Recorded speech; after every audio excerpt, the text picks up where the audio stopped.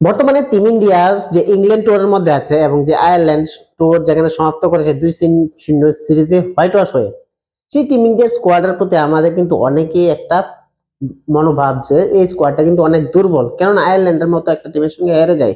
কিন্তু এবার যদি আমি বলি ভারতেরই আর একটা নন প্লেইং 11 যেটা আমি বলতে পারি বা যারা সিলেক্টেড হয়নি, এই সিলেক্টেড টপ প্লেয়ারদের যদি একটা টিম আমি তৈরি করি বা একটা স্কোয়াড তৈরি করি, তাহলে কোনটা বেশি শক্তিশালী হবে? বর্তমানে যে ইংল্যান্ডের এগেন্স্টে খেলতে গেছে এই স্কোয়াডটা, সেখানে প্লেইং ইলেভেন, নাকি যারা সুযোগ পায়নি বা যাদের বিশ্রাম দেওয়া হয়েছে সেই স্কোয়াডটা এবং সেই স্কোয়াডের প্লেইং ইলেভেন? এই ভিডিওর মধ্যে আমরা ডিসকাস করব এই দুই প্লেইং ইলেভেনের মধ্যে কোন টিমটা বেশি শক্তিশালী হবে এবং কোনটা দাপুটে পারফরমেন্স করতে পারবে। ব্যাটিং হোক, বোলিং হোক বা উইকেট কিপিং হোক, সব দিক দিয়ে আলোচনা করব এই ভিডিওর মাধ্যমে। সঙ্গে থাকুন। ভারতের বর্তমান স্কোয়াড যদি দেখি এবং সেই স্কোয়াডের প্লেইং ইলেভেন যদি দেখি, আমরা প্রত্যেকে কিন্তু এইটা প্লেইং ইলেভেন দেখে মাথা গরম হয়ে যাওয়ার অবস্থা, কেননা ডিজার্ভিং প্লেয়ার বৈভব সূর্যবংশী কিন্তু সেখানে সুযোগ দেওয়া হচ্ছে না। আর তারই পরিপ্রেক্ষিতে দর্শকের বা ক্রিকেট প্রেমীদের মনে যে একটা ক্ষোভ, সেটা কিন্তু বিরাজ করছে। তাছাড়া এই টিম যে পারফরমেন্স করছে কন্টিনিউ, সেটাও কিন্তু ভারতের বাসীর জন্য এটা কাম্য নয়, কেননা যে টিম ইন্ডিয়া বিশ্বের সেরা 2বার চ্যাম্পিয়ন লাগাতার, সেই টিম ইন্ডিয়া বিদেশের মাটিতে এত সাধারণ পারফরমেন্স করছে কি করে, এবং বারবার একই ভুল বা একই টিম কেন সিলেকশন করে ওই নন পারফর্মিং প্লেয়ারদের সুযোগ দেওয়া হচ্ছে? তো আমরা যদি স্কোয়াডের মধ্যে দেখি বা প্লেইং ইলেভেন দেখি, যারা বর্তমানে টুর মধ্যে আছে ইংল্যান্ডে, সেই প্লেইং ইলেভেন এখানে বলতে হচ্ছে যে টপ অর্ডারের মধ্যে থাকছে অভিষেক শর্মা, সঞ্জু স্যামসন এবং ঈশান কিষান।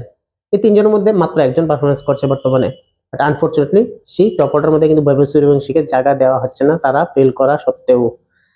মিডল অর্ডারের মধ্যে যদি দেখি, Shreyas Iyer, captain Tilak, vice captain Tilak Varma এবং Shivam Dube hard hitter, middle order. তারপর অলরাউন্ডার হিসেবে অক্ষর প্যাটেল এবং ওয়াশিংটন সুন্দর, যে ওয়াশিংটন সুন্দর কিন্তু 3 ফরম্যাট প্লেয়ার, তাকে সুযোগ দেওয়া হচ্ছে, কিন্তু লাস্ট ম্যাচের মধ্যে আমরা দেখলাম যে নেই।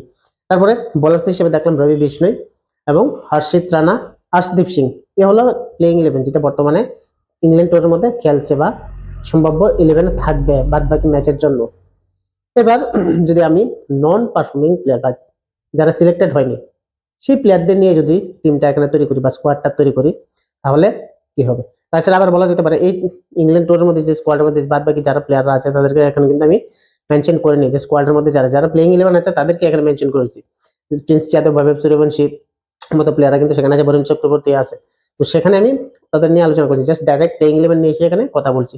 এবার আসি যারা নন সিলেক্টেড স্কোয়াড, অর্থাৎ যারা স্কোয়াডের মধ্যে সিলেক্টেড নেই, তাদের যে প্লেইং ইলেভেনটা সেখানে কারা থাকতে পারে। নন প্লেইং ইলেভেনের মধ্যে যদি আমরা দেখি, Yashasvi Jaiswal, Shubman Gill as an opener হিসেবে থাকছে। তাছাড়া 3 নম্বর পজিশনের মধ্যে আইদার ঋতুরাজ গায়কোয়াড় নতুবা রিয়ান পারাগ, এই দুজন থেকে যে কোনো একজন এখানে রাখা হচ্ছে।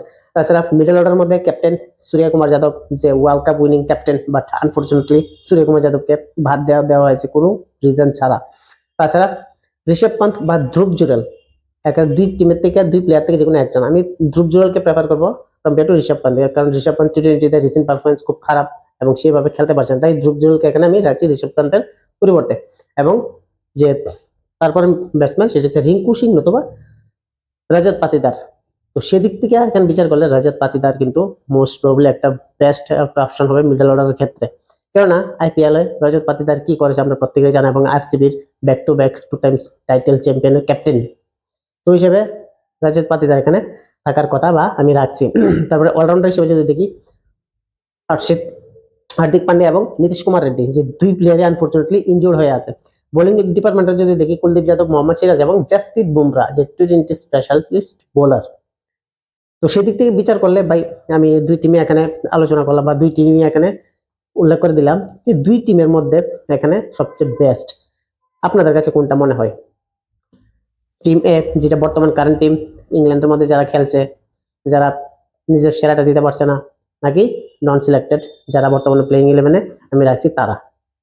দুই টিমের এবার এক্সপিরিয়েন্স নিয়ে আলোচনা করবো। দেখুন, এই দুই টিমের যদি আমি ওপেনার স্ট্রেংথ টু স্ট্রেংথ আলোচনা করি, একদিকে অভিষেক শর্মা এবং সঞ্জু স্যামসন, এবং অপর দিকে এখানে আমি দেখছি যশস্বী জয়সওয়াল এবং শুভমান গিল। ওপেনিং কম্পারিজনে বা টপ 3 এখানে যদি আমি বলি, অভিষেক শর্মা, সঞ্জু স্যামসন এবং ঈশান কিষান। অন্যদিকে জসপ্রীত জাসওয়াল, সঞ্জু স্যামসন, সরি শুভমান গিল এবং রজত পাতিদার নতুবা ঋতুরাজ গায়কোয়াড়। টপ অর্ডারের মধ্যে মোটামুটি আমি এখানে অ্যাডভান্টেজ রাখছি কারেন্ট প্লেইং 11 কে, কেননা দুই টিমেরই মধ্যে এখানে সবচেয়ে সেরা যেটা লাগছে আমার, কারেন্ট টিমের স্কোয়াডে যে টপ অর্ডার ব্যাটসম্যান তারা কিন্তু যে স্ট্যাটিতে খেলবে সেটা কিন্তু ওই নন সিলেক্টেড প্লেয়ারিং 11-এর তারা সেরকমভাবে হয়তো খেলতে নাও পারে। মোটামুটি 60-40 চান্স দিয়ে আমি এখানে রাখছি এই কারেন্ট টিমের যে ওপেনিং স্কোয়াডটা বা টপ অর্ডারটা। এবার আসি মিডল অর্ডারের মধ্যে, এখানে আসল ফ্যাক্টরটা কিন্তু মিডল অর্ডারের মধ্যে, কেননা টপ অর্ডার উইকেট যারা যে অ্যাগ্রেসিভ ব্যাটাররা আছে তারা যদি খুব তাড়াতাড়ি আউট হয়ে যায়, যেটা কন্টিনিউ হচ্ছে আয়ারল্যান্ড সিরিজ হোক বা ইংল্যান্ড সিরিজের প্রথম ম্যাচ বা দ্বিতীয় ম্যাচ হোক, তো সেদিক থেকে বিচার করলে কিন্তু মোটামুটি টপ অর্ডার একটু চলে গেল। মিডল অর্ডার কিন্তু ভাই অনেক কিছু ডিপেন্ড করে, মিডল অর্ডার কিন্তু অনেকভাবে চলতে পারছে না। সেখানে মিডল অর্ডার শ্রেয়াস আয়ার হোক বা তিলক বর্মা হোক বা শিবম দুবে হোক, কম্পেয়ার যদি করি আমি নন প্লেইং সিলেক্ট 11-এর মধ্যে, তাহলে কিন্তু সেখানে সুরেশ কুমার যাদব 360 ডিগ্রি প্লেয়ার, ধ্রুব জুরেল এবং সেখানে রিয়ান পরাগ। তো সেদিক থেকে আমি মিডল অর্ডারের ক্ষেত্রে এখানে নন সিলেক্টেড প্লেইং 11-কে আমি রাখছি, কেননা তাদের এক্সপিরিয়েন্স এবং তাদের যে খেলার ধরন এটা কিন্তু প্রায় সিমিলার হলো। এখানে মিডল অর্ডারটা একটু বেটার, কেন তিলক বর্মা বর্তমান যে কন্ডিশনে বাজবাজ যে ফর্মে আছে এবং শ্রেয়াস আয়ার যে ফর্মে আছে, এটাতে আমি এতটুকু বলতে পারি যে ডেফিনেটলি নন সিলেক্টেড প্লেইং 11 কিন্তু একটু বেটার মিডল অর্ডারের ক্ষেত্রে। তাছাড়া অলরাউন্ডারের ক্ষেত্রে যদি দেখি অক্ষর প্যাটেল এবং ওয়াশিংটন সুন্দর, দুই ব্যাটার বা দুই অলরাউন্ডার কিন্তু তেমন ইম্প্যাক্টফুল কোনো কিছু করতে পারছে না ব্যাটে, বাট বোলিংয়ে ঠিক আছে।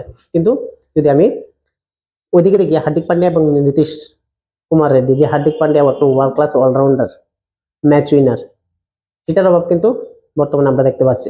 তাছাড়া বোলিং ডিপার্টমেন্টের মধ্যে কিন্তু এখানে আরেকটা ফ্যাক্টর হয়, আশিত রানা, আর্শদীপ এবং রবি বিষ্ণু বা যদি বরুণ চক্রবর্তীকে ধরি, সেদিক থেকে যদি আবার দেখি কুলদীপ যাদব এবং জাসপ্রীত বুমরাহ, মোহাম্মদ সিরাজের মতো বলার আছে, যে জাসপ্রীত বুমরাহ ওয়ার্ল্ড ক্লাস একটা টি-20 বলার, যে কোনো সময় ম্যাচের ভাগ্য কিন্তু পাল্টে দিতে পারে, সিঙ্গেল হ্যান্ডেডলি জিতে দিতে পারে। অর্থাৎ দুই টিমের যদি বোলিং ডিপার্টমেন্ট দেখি, কারেন্ট স্কোয়াড বেস্ট নন প্লেইং 11 স্কোয়াড, সেদিকে কিন্তু বোলিং স্ট্রেংথটা নন প্লেইং স্কোয়াডের মধ্যে কিন্তু বেশি আমি দেখতে পাচ্ছি, 70 এবং 30 চান্স ওয়ার্ল্ড ক্লাস বোলিং। তো ওভারঅল যদি আমি বিচার করি, ডেফিনেটলি ভাই এখানে যে বর্তমান নন প্লেইং 11 বা স্কোয়াডটা আমি এখানে বলছি, সেটা কিন্তু কারেন্ট স্কোয়াড থেকে অনেক বেটার এবং ম্যাচ উইনার একটা টিম প্রেশার হ্যান্ডেল করতে পারবে, যে কোনো সিচুয়েশন থেকে খেলা বার করতে পারবে। বাট কারেন্ট যেটা আছে এটা একটু দুর্বল মনে হচ্ছে। আপনাদের কি মনে হয়, আপনাদের কাছে সেরা টিম কোনটা?